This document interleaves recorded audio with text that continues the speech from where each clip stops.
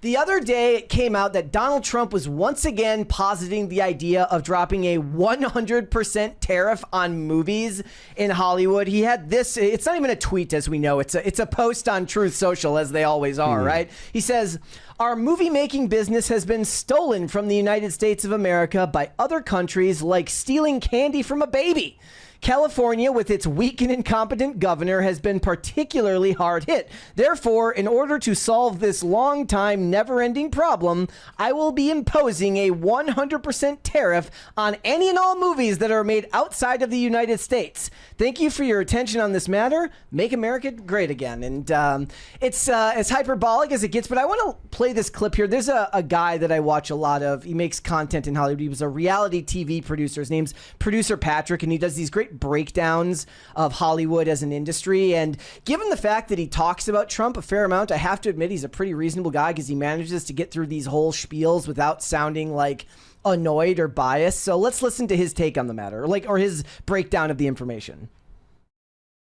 The president today announced a 100% tariff on all films made outside of the U.S., calling foreign movies a cultural invasion and vowing to bring production back to the United States. Hi, it's producer Patrick bringing you the latest in the ever-evolving film and entertainment industry. Hollywood and global studios were stunned, asking big questions. How do you tax a movie that's streamed or not even shipped? And legal experts have already warned against the proclamation, claiming that the tariff can clash with free speech laws and trade treaties. And from the domestic side, U.S. filmmakers could be forced to relocate shoots back to U.S. soil. Oh, darn. Yeah, well, I mean, foreign government. That's his point, right? Yeah. Instead of enticing projects with rebates and tax incentives, could likely respond with retaliation, lawsuits, and trade wars. But one big question remains, even if the president signs something, can U.S. Customs or the courts make it stick? This tariff, if in effect, would rewrite the rules of global entertainment and could ripple across Hollywood as well as every screen in America. The drama is just getting started, but as always, would love to hear your thoughts. So the first thing I thought of was with all the crap that ICE gets because of immigration, those poor customs agents who are just inspecting packages are like, it's not my fault. I didn't do anything. It's not my fault. But okay, so yeah, Gavin Newsom, who's kind of been on a, him and Trump are going toe to toe, and oddly enough, I think that's just trying to set up for 2028. He called this 100% stupid on social media, and in the last year, he has doubled the tax credit program in California to $750 million. I laugh because that's just nothing in the grand scheme of things of what it costs to actually make a movie these days. And look, there's people who are very, very educated on the behind the scenes minutia of what goes on in Hollywood. And I'm really more of a layperson. But when it comes down to it, it doesn't really matter if he increases the tax credits because the union costs are so high in the United States for the SAG-AFTRA and the Writers Guild and all of them. And on top of that, it's just expensive to live in California, and the taxes there in general are high. So it doesn't help the below the line workers. And what they're doing is what Trump wants to do is he wants to incentivize everybody to come back here, because when they go to these other countries, mainly a big one is the UK, they get these huge tax credits and the unions are much less restrictive and spend less time meddling within their projects. And the tariff is designed to destroy the money that can be saved from going outside the industry. Does it seem like it's just more of his bluster? Because I don't know how you even tariff a movie. Yeah. You could tariff DVDs, but how do you tariff the movie itself? Yeah, I honestly don't even know. It's like, I mean, didn't they find a way to tariff software? So I guess is that true? I thought they were. I don't know how they would do that in practice because of stuff like, uTorrent and or BitTorrent and stuff like that. So it's like, yeah, I just think it's kind of an impossible thing to police. It's like, don't have gay sex. What are you going to do? Go into people's bedrooms? That's what they're saying. You're hiding them under the floorboards. Yeah, right? Like... Yeah. You're hiding. So you're hiding the deviant sexual act under the floorboards. UK unions are much cheaper and less restrictive, meaning lower minimums for workers and less rigid rules about overtime and less heavy penalties, and I'm not even kidding you, for things like meal break and rest break penalties. So when they don't give you food and they don't give you a break, they're penalized less in the UK than they are in the United States. Yeah. And what Trump wants to to do is if he makes the import of these projects so high that they just won't do it, and theoretically they would come back to America and film stuff here. But you would also lose out on a lot of stuff. Like somebody pointed out in one of the comments, like, can you imagine Peter Jackson trying to make Lord of the Rings in America when there just isn't something like New Zealand? I mean, I imagine there isn't any place in America that looks like New Zealand that would really have the ability to give you that landscape to create the shots that they did. Yeah, I mean, even in like stuff like when you're filming like D-Day, like how are you going? It's such a unique coastline that you need to kind of be at Normandy to film it, right? AI, man, everything can be done in AI. I mean, now. yeah, I guess so. We'll but fix it in post. That's what's killing the industry, though. We don't want to fix it in post. I want people to go out into public and actually film in person. I don't believe that it's killing. I don't believe that that's what's killing the industry. There are a lot of people that say that, but I think that it's not that. I don't think that a lack of practical effects or location shots are what's killing the industry. I think that it's the changing of entertainment mediums and the people that are watching the different types of entertainment. Let me rephrase. I agree with you on those points, that I do believe that those are all things that play a role, but I do think that there is something where, and maybe it's just me because I watch a lot of entertainment, but like when you watch something that was filmed in like a real location, even if there's a lot of CGI painted over that film, it makes a difference as opposed to when they film it in one giant green screen room.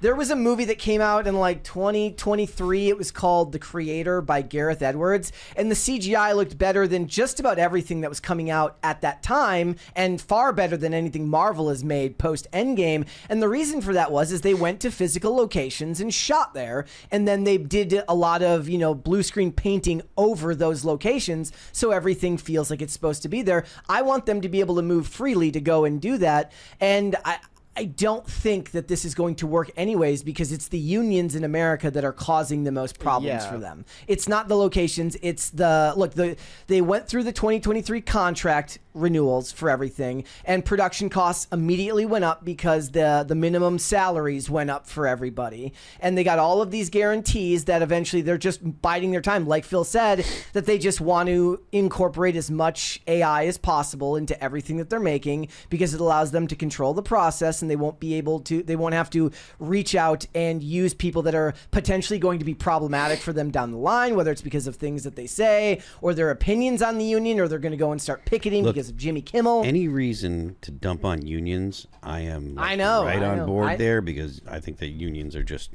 vehicles for communist agitprop, especially when it comes to fields that are not like trades or like working with your hands, like when you're in but that does exist here. like IATSE in this industry, like it's like the lighting technicians, the builders and stuff like that. They are skilled labor. There is that, but when it comes to like the actors, like acting unions and stuff like that, or like teachers unions and stuff, I think that those are mostly just a means for communist agitprop. And it does, just because I think that the trade unions, and again the people that work with their hands, just because I don't think that those are strictly vehicles for ideological subversion. I do think that they are generally vehicles for ideological subversion. Do you think there is a path forward to do some type of import fee for something like this, for some type of tariff, or is he just blustering? I don't even see that how he could do it. Like, it's just, if I can get the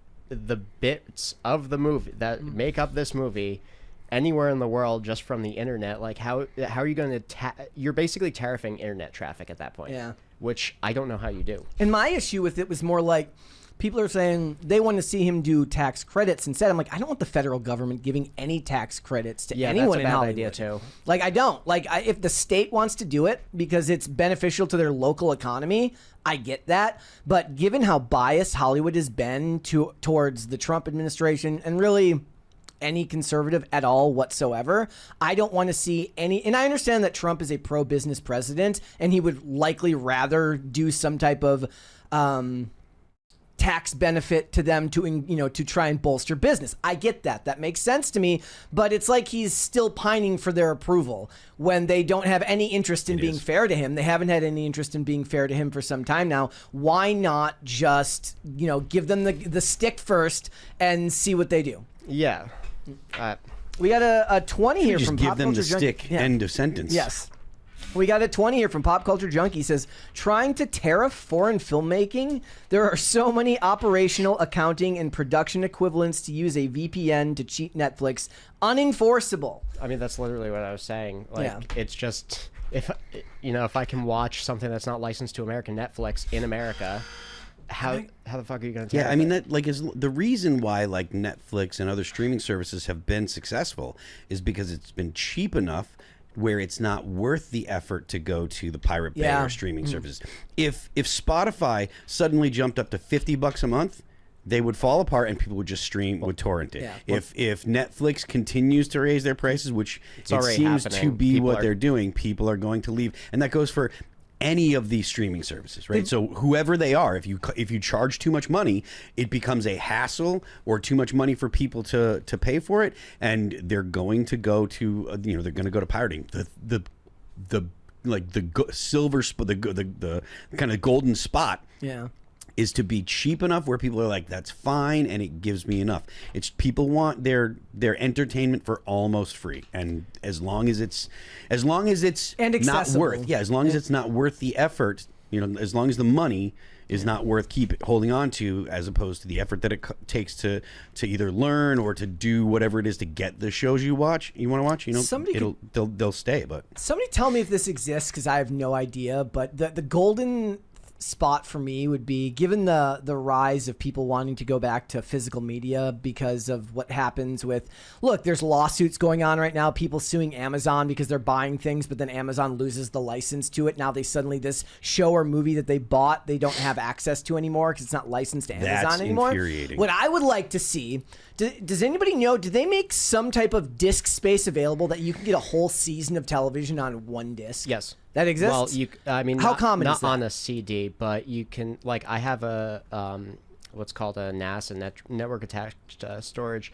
Basically, it's just a bunch of hard drives you put into your you hook into your router, and you can access it. Even, I mean, if you configure it right, you can access it from anywhere. But I store all my like shows, and I even got a Blu-ray ripper to like take my Blu-rays. Well, that's the point. I'm saying they need to be able to sell a season with one disc for people that don't want to do all that. Like I have an MB server set up, like with everything that I've bought over the years, and that's fine. And I put it like mainly I use that for shows that are not available on any streaming service without buying them again. And I don't want to do that. I don't want to have to repurchase, and then I don't want to go through discs and re-download them on everything. So I have everything ripped to an MB server. But I'm talking about like I want to be able to go and buy like a season of a DVD of a show, and it's one disc, because one of the reasons people don't want to do physical media is because then they have to, if it's a full season of a show, they got to put 2 to 4 discs in. Box like that. Yeah, and it's just not practical anymore. Like, so the thing is with that, it's possible, but not on a disc. More so on a flash drive. And nobody has DVD players or Blu-ray players anymore. Yeah. They just don't. Well, even so, like a Blu-ray or a DVD, like part of the reason why they have to do that is because there's just a physical limitation that there's only so much data that you can fit on those things in the Macs. So that's kind of why people started moving away from CDs after floppy disks. Yeah. But, it's definitely doable. They just won't. Yeah, it's They just just not practical. don't. Well, no, because it's like with when you get Adobe now, you don't buy it outright. They sell you a yearly subscription, and then give you a cancellation fee if you cancel early for the year. Yep. Yeah, I wasn't even out of high school before they started doing that shit. Like that's crazy. Like I'm old enough to remember having to buy Final Cut Pro. I have a disc with Premiere on it, laying in my house. The thing is, with what you were saying, where like people want to own the physical media and bring it back to like the piracy stuff. Piracy is making a gigantic comeback because of that alone. Because people have realized, oh, well, if buying isn't owning, then fuck you, piracy isn't stealing. Yeah. Like, that's a legitimate argument. Like if you buy something, quote unquote, buy something from Apple or whoever it is, and you don't actually own it, and they can take it back, or they decide they're not carrying it anymore.